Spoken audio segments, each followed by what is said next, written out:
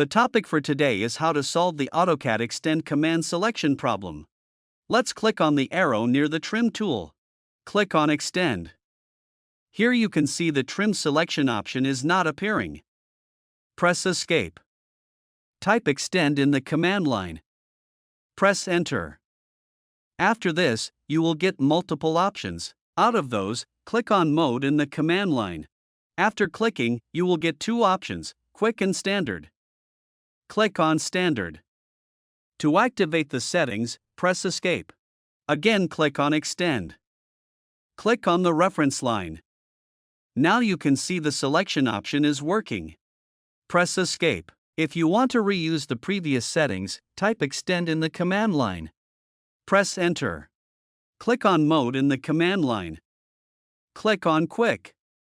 Now you can see your Quick Extend command is activated.